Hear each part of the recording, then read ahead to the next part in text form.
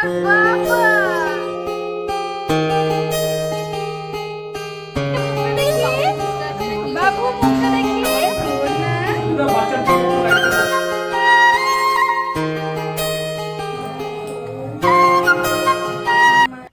9টা 9:30 মতো হবে। আমি কিন্তু মেকআপ করতে বসে গেছি। সকাল সকাল রিমিকে চলে আসতে বলেছিলাম, তো রিমি চলেও এসছে। মেকআপ করতে বসছি আর এদিকে সোহাগ বাবার ফটোশ্যুট চলছে। সুদীপরাও চলে এসছে। আমি এদিকে একটু আসি, ওখানে একটু যাই, এদিকে একটু আসি, ওখানে একটু যাই, এরকম করেই কাটছে। মানে ওকে একটা ড্রেস পরিয়ে দিলাম, একটু ফটো তোলা হলো, আবার ছুটে গিয়ে এটা একটু মেকআপটা করে দাও, এরকম চলছে। আর সব থেকে রিমির একটা জিনিস আমার খুব পছন্দ হয়, ও এত স্পিডে মেকআপ করে, এত স্পিডে কি বলবো, মানে ওকে যদি আমি ঠিকঠাকভাবে 5 মিনিট দিই না, 5 মিনিটের মধ্যেই ও মেকআপটা করে দিতে পারবে। তো যাই হোক, এদিক ওদিক যাচ্ছি। এই যে রিমিও, ওর শরীরটা অতটা ভালো ছিল না, তার উপরেও কিন্তু শুধুমাত্র আমার জন্য ও এসছে, আমার বাড়িতেই এসছে। যেহেতু আমি ছোট বাচ্চা নিয়ে যেতে পারবো না, আমাকে মেকআপ করে দিচ্ছে। আমি ওকে বলেছিলাম যে একটা day makeup look, just simple, যেন অতিরিক্ত মেকআপ করেছি মনে না হয়। তো আমার মেকআপ কমপ্লিট। এবারে মেকআপ করার পরে এদিকে এসে সোহাগ বাবাকে ও আদর করছিল। ও অ্যাকচুয়ালি সোহাগকে তো ভিডিওতে দেখে সব সময়, তাতেই ও সোহাগকে না খুব ভালোবাসে। এসেই প্রচুর আদর করছে। এদিকে তোমাদের সোহাগ বাবার ফটোশ্যুট হচ্ছে, কেমন হাসছে দেখো। মানে কি হয়, এখানেই বোঝা যাচ্ছে যে ও আমার ছেলে। মানে কি, মায়ের মতো তো একটু আধটু গুণ থাকতেই হবে। ও যখন হওয়ার প্রথম আমি একটা ব্লগে বলেছিলাম যে ও না মনে হয় আমার মতো হবে না, ফটো তুলবে না। কিন্তু না, ক্যামেরা দেখে তোমরা তো দেখতেই পাচ্ছ কেমনভাবে ও পোজটা দিচ্ছে। ক্যামেরা, আমি যদি মোবাইল কোনো কিছু করি না, সঙ্গে সঙ্গে ক্যামেরার দিকে তাকিয়ে দেয়, ফটো তুলতে বড্ড ভালোবাসে। তোর ফটোশ্যুট চলছে। আর এর মাঝখানে এই যে বললাম, আমি আবার চলে এসেছি, ওকে একটু খাওয়াচ্ছি। এখন ভাবি যে না, মা হওয়া মুখের কথা নয়, ওকে ফার্স্ট প্রায়োরিটি আমার বাচ্চা, ওকে মেনটেন করার পরে যদি সময় বাঁচে তো তখন আমি। তো যাই হোক, আমার মেকআপটা তো এখানে চলছে। অ্যাকচুয়ালি আমি তো রিমিকে ঠিক করে টাইম দিতে পারছি না, তো তার মাঝখানে করছে। আর আজকে আমাদের বাড়িতে বলতে পারো মেন অন্নপ্রাশন, মানে আজকেই কিন্তু গৌরাঙ্গ মহাপ্রভুর সেবা হবে বাড়িতে। আর ওখানেই ওই প্রসাদই তোমাদের সোহাগ বাবার মুখে দেওয়া হবে। এই যে এদিকে আমার মেকআপ অলমোস্ট ডান।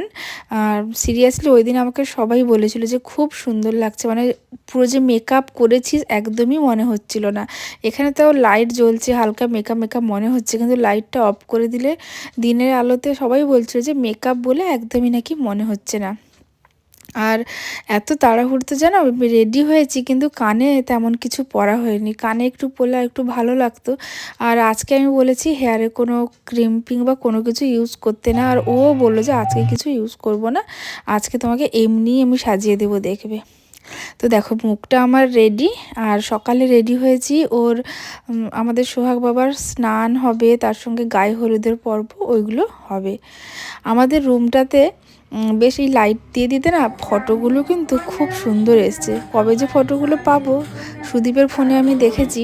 আর হ্যাঁ, যারা কাঁথির আশেপাশে আছো, রিমির কাছে সাজতে চাও, রিমি রিমি রিমি বলে সার্চ করলে ফেসবুকে ওর পেজ পেয়ে যাবে, ওখান থেকে ওর সঙ্গে কন্ট্যাক্ট করে নেবে। আর আমি আমার সোহাগ বাবার একটার পর একটা ড্রেস চেঞ্জ করে ওর ফটোগুলো তুলে নিচ্ছি। আর আমার এই শাড়িটা আমার ভীষণ পছন্দের, একটু ভালো করে স্টাইল করে হয়তো পরতাম, কিন্তু সত্যি বলছি আজকে আমার যা ব্যস্ততা, আর আমি ওই জন্য রিস্ক নিইনি। আজকে আমি এরকম পিন করেই পরে নিয়েছি। দেখা যাক, এই শাড়িটা সরস্বতী পুজোর সময় যদি সব ঠিকঠাক থাকে তখন একটু ভালো করে পরবো। আর এই যে তোমাদের সোহাগ বাবার ড্রেসগুলো দেখেছো, বেশ সুন্দর না? তবে ড্রেসগুলো একটু বড় বড় কেন বলো তো? এটা দিয়েছে আমার দুষ্টু মাম দিয়েছে। এর আগে যেটা পরেছিল সোনাই দিয়েছে। মানে আমার যারা কাছের মানুষ, যারা আমাকে অপশান দিয়েছে যে এই কিনবো, তাদেরকে আমি সবাইকে বলেছি বড় বড় দেখে কিনবি। কারণ অ্যাকচুয়ালি অন্নপ্রাশনে অনেক জামা হয়, তো সব ওই জন্য যারা কাছে পিঠে তোরা বড় বড় করে কিনবি, তাহলে পরেও পরতে পারবে। এই এই ধরনের ড্রেসগুলো, এই ডাংরি ড্রেসগুলো বরাবরই আমার খুব পছন্দের। তো চলো, সোহাগ বাবাকে নিয়ে এবারে নিচে নামি। যা যা রিচুয়ালসগুলো আছে, আমাদের ঘাটে গিয়ে গঙ্গা পুজো হবে। গঙ্গা পুজোর পরে ওখানে ওই জল সোহাগ বাবার গায়ে দেওয়া হবে। এই যে সোহাগের বাবাকেও দেখেছো, ভেবেছিলাম ওকেও ইয়েলো পরাবো, বাট তারপরে দেখলাম যে না, এত ব্যস্ততা, ওদিকে রান্নাবান্না সব দিকটা মেনটেন করতে হচ্ছে। তো ওই জন্য আজকে আর রিস্ক নেই, মানে ওকে আর বলিনি যে তুমি ইয়েলো পরো, ও ওর একটা ইয়েলো পাঞ্জাবি ছিল, ওকে আর বলিনি। আর এদিকে দেখো আমি এই শাড়িটার সঙ্গে এই জুয়েলারিটা, পদ্ম শাড়িতে পদ্ম জুয়েলারিটা পরে নিয়েছি। আর তোমাদের সোহাগের পাপা জানো, আমাকে আজকে ওকে ভালো করে কোলে নিতে দিচ্ছে না। ও নাকি ওর ছেলেকে ওই কোলে নিয়ে ঘুরবে। এটা একটা কথা? আমার ছেলে না বলো। ও মানে এরকম আমি দেখেছি, কোথাও যদি ঘুরতে যাই বা কোথাও যাই না, আমার কোল থেকে নিয়ে নেবে, ওই কোলে করে নিয়ে ঘুরবে। আর হ্যাঁ, আজকের দিনটা তো আমার কাছে, আমাদের সবার কাছে খুবই খুবই খুবই স্পেশাল। আজকেই তো সোহাগের মুখে ভাত হবে, যদিও ও এখন খাবে না, পরে খাবে, হলেও আজকের দিনটা কতটা স্পেশাল। ওই তো কয়েকদিন আগে আমার কোলে এসেছিল, সেই উমা নার্সিং হোম থেকে ওকে বাড়িতে নিয়ে এসেছিলাম আমার পেটু থেকে বের করে, আর আজকে ওর মুখে ভাত হচ্ছে।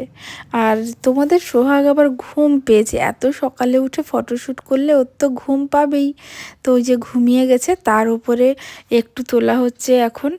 আর পুকুর ঘাটে এনে ব্রাহ্মণ ঠাকুর এসে পুকুরে সব রকম পুজো, যা যা গঙ্গা পুজো হয় সব রকম পুজো হয়ে গেছে। ওটা আমার ভিডিও করা হয়নি, ওটা ক্যামেরাতে যখন সব পাবো ফুল ডিটেলস তখন আর তোমাদের সঙ্গে শেয়ার করতে পারবো। আর পুজো করে দিয়ে আমাদের জন্য ওই পান পাতায় করে হলুদ সব কিছু রেখে দিয়ে গেছিলো, কারণ ওদিকে আবার অন্য মহাপ্রভু আসবে, ওই পুজোয় লাগতে হবে। তো ওই জন্য আমরা আমাদেরকে বলে দিয়েছিল যে আমার যা যা রিচুয়ালস করে দিয়েছি। যখন ঘাটে নামবে সোহাগকে নিয়ে, ছাতা মানে সোহাগকে স্নান করালে ভালো, এই শীতে তো আর স্নান করানো যাবে না। তো ওর একটা পা জলে ছুঁয়ে নিয়ে ছাতা ফুটিয়ে যেন ওপরে তোলা হয়। আর তার আগে এই হলুদ, মামাবাড়ি থেকে হলুদ আসবে, ওই হলুদটা ওর গায়ে দেওয়া হবে। তো আমরা জাস্ট, এটা একটা ভিডিও শ্যুট হচ্ছিল, আর আমরা একটু নিয়ে ওর গায়ে জাস্ট একটু টাচ করে দিয়েছি, তেমনভাবে যে হলুদ দিয়েছি তা কিন্তু নয়। যাই হোক, এখন আমি মা হওয়ার পরে কতটা মোটা হয়ে গেছি দেখো, আমাকে নিজেকে নিজেই ভাবি যে হ্যাঁ কত চেঞ্জ হয়ে গেছে। আর যদিও এখন আমি ওই ডায়েট বা ওগুলোর কথা ভাবতেও পারবো না আমার বাচ্চার জন্য। এরপরে আমার সোহাগের মাম্মাম ওকে নিয়ে পুকুরে নামছে, জাস্ট পাটা জলে টাচ করিয়ে দেবে। এইসব রিচুয়ালস আমাদের করতে হয় বলে করা। আমার তো মনে মনে ভীষণই ভয় করছে যে এমনি বাচ্চাটাকে অতটা বাইরে কোথাও বের করা হয় না। ও যবে থেকেই হয়েছে বর্ষাকালে, বৃষ্টি ঠান্ডা একটার পর একটা আছে, তারপরে আবার জল যদি শরীরটা খারাপ হয়ে যায়, ভয়ও করছে। তো যাই হোক, করা হলো। আর এদিকে মামা বাড়ি থেকে যা যা দিতে হয়, মামা বাড়ি থেকে মা কাঁসা পেতলের হাঁড়ি, আবার আলাদা করে কড়াই, চামচ, থালা, গ্লাস, বাটি, যা যা সব কিছুই মা এনেছে। ওই হাঁড়িতে মা একটু পায়েস বানাবে। আর সোহাগ বাবার এটা কিন্তু কোনো, এখন যেটা দেখছো এটা কোনো রিচুয়ালস না, এটা জাস্ট ফটোশ্যুট হচ্ছিল। আর এই যে ওকে না পদ্মের মালা পরাতে চেয়েছিলাম, ওর পদ্ম ফুল ভীষণ প্রিয়। তারপরে দেখলাম একটা পদ্ম ফুল 40-50 টাকা করে, হ্যাঁ 40 না 50 টাকা করে বলছে। তার থেকে ভাবলাম যে ওই পদ্ম ফুল তো আমাকে ফেলে দিতে হবে, আমি প্লাস্টিকের মানে খুব সুন্দর পদ্মগুলো সিরিয়াসলি সামনে থেকে লাগছিল, 40 টাকা করে নিয়েছিল। আমি এইটা 7টা কিনে নিয়েছি, দিয়ে মালা করেছি। যদিও ওর শরীরের তুলনায় একটু বড় হয়ে গেছে, যাই হোক কী আর করবো। তো এই তবে ফটোগুলো না দারুণ এসছে। আর এখন দেখো ওর 3জন মাম্মাম, আমার মা, আমার মিষ্টি মাম, আমার দুষ্টু মামকে নিয়ে ফটো তুলছে। আমার পিসুমণি আজকে আসার কথা ছিল, কিন্তু আজকে আসবে না। আজকে সন্ধেবেলা আমার পিসুমণি ঢুকবে, মেজো পিসুমণি। আর আমার কাকিমারাও সবাই এসছিল। আমাকে কেউ একজন জিজ্ঞেস করছিল, দিদি তোমার কাকিমা কোথায়? তো আমার কাকিমাও এসছিল। আজকে কেউ আসেনি, কালকে সবাই এসছিল, কাজ ছিল সবার। তো 26 তারিখে যে আমাদের অনুষ্ঠানটা, মেন রিসেপশন কালকে ছিল, তো কালকেই এসছিল। তোমরা আশা করি কালকে ভ্লগে সবাইকে দেখতে পাবে। আর এই যে তার জয়া মিমি তো চলে এসছে, জয়া মিমি এখনও, মৌ, পূজা ওরা আসেনি।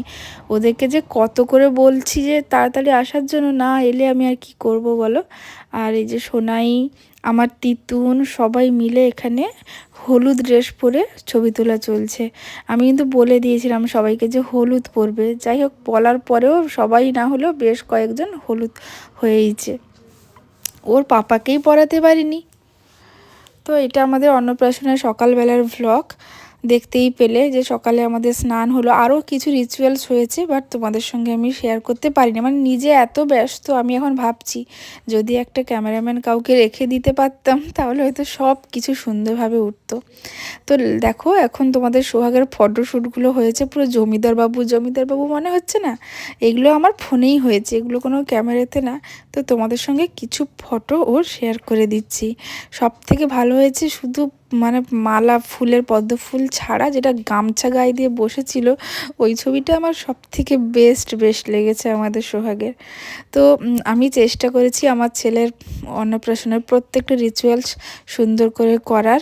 তো তোমরা দেখে বলো ওর ছবিগুলো কেমন হয়েছে। কাল আসবো আরও সুন্দর সুন্দর ভ্লগ নিয়ে, মেন পার্ট নিয়ে।